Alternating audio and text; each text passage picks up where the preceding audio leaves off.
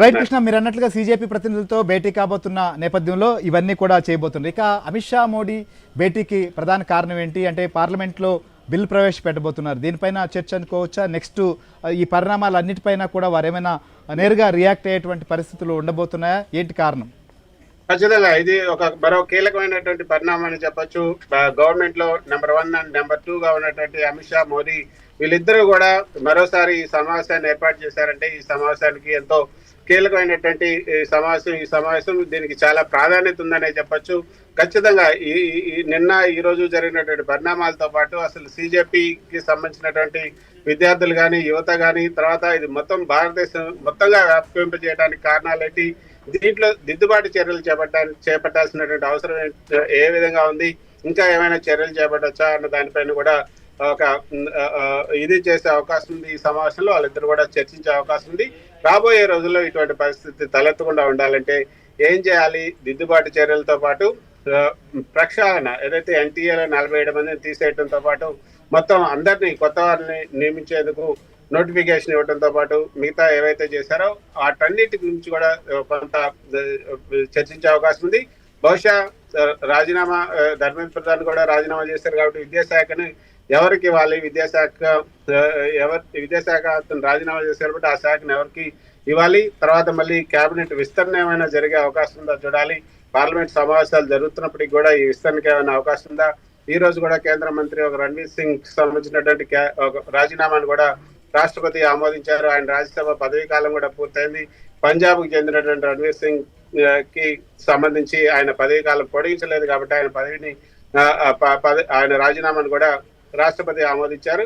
So ఇప్పుడు కేంద్ర మంత్రివర్గంలో 3 మంత్రి పదవులు అయితే ఖాళీగా ఉన్నాయి కాబట్టి వాటికి సంబంధించి ఏమైనా మాట్లాడే మంత్రివర్గ పునర్వ్యవస్థీకరణకు సంబంధించినటువంటి అంశంతో పాటు మొత్తం ఈ యొక్క పునర్నిర్మాణం, విద్యాశాఖ పునర్నిర్మాణానికి సంబంధించినటువంటి అంశాలు కూడా వారిద్దరి మధ్య చర్చకు వచ్చే అవకాశం ఉంది.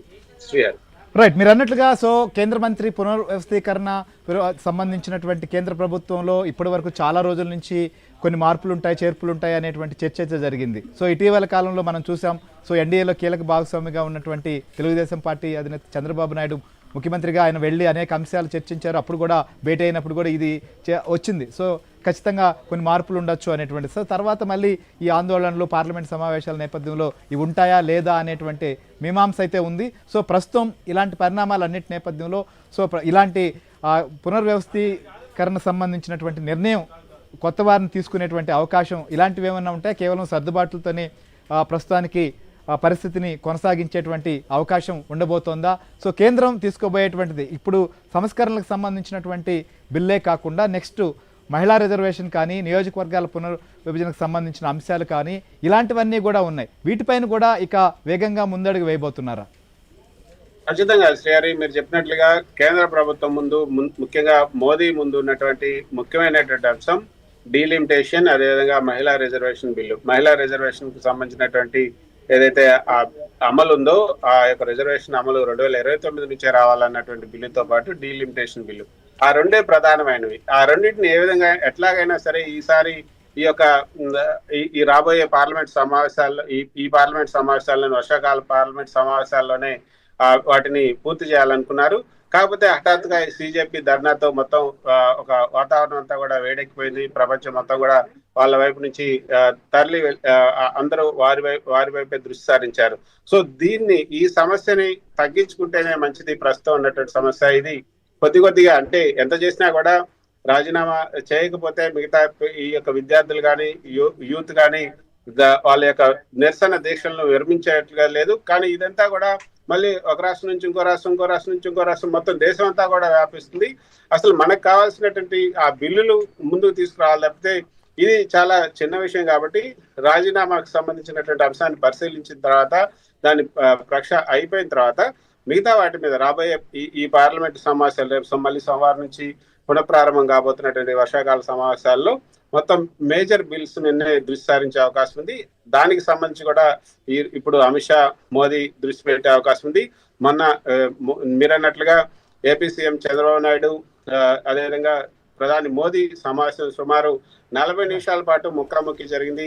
మొదట భోగాపురానికి సంబంధించినటువంటి యొక్క విమానాశ్రయాన్ని ప్రారంభించేందుకు రావాల్సిందిగా అధికారికంగా ఆహ్వానించిన తర్వాత వీళ్ళిద్దరూ 40 నిమిషాల నుంచి 40 నిమిషాల వరకు ముఖాముఖి మాట్లాడారు.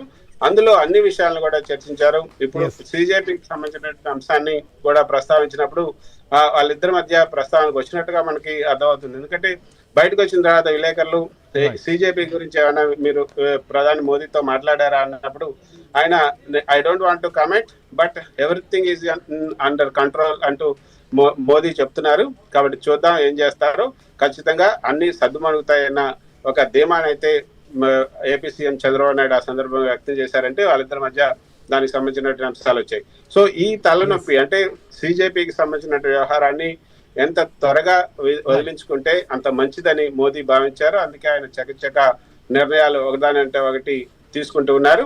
చివరికి ధర్మేంద్ర ప్రధాన్ రాజీనామా కూడా చేశారు. ఇక అసలు ఎజెండా ఏదైతే ఉందో దాని మీద దృష్టి పెట్టాలన్న ఉద్దేశంతో కూడా ఆయన ముందుకు వెళ్లే అవకాశం ఉంది. దానికి సంబంధించినటువంటి అంశంపై భవిష్యత్ కార్యాచరణ పైన ఈ రోజు వీళ్ళిద్దరి మధ్య అమిత్ షా మోదీ మధ్య చర్చ జరిగే అవకాశం ఉంది. Right, thank you Krishna. So చూస్తున్నాం ప్రధాని నరేంద్ర మోదీ, కేంద్ర మంత్రి అమిత్ షా ఇద్దరు కూడా భేటీ అయ్యారు. తాజా పరిణామాలపైన చర్చిస్తున్నారు. సో నెక్స్ట్ విద్యాశాఖను ఎవరికి అప్పగించబోతున్నారు, సో సిజేపీ నెక్స్ట్ కార్యాచరణ ఎలా ఉండబోతోంది, ప్రతిపక్షాలు రియాక్షన్ ఏంటి, సోమవారం పార్లమెంట్లో ఎలాంటి పరిణామాలు ఉండబోతున్నాయి, మినిట్ టు మినిట్ అప్డేట్ కొనసాగుతూనే ఉంటే ఇప్పుడు చిన్న బ్రేక్ తీసుకుందాం.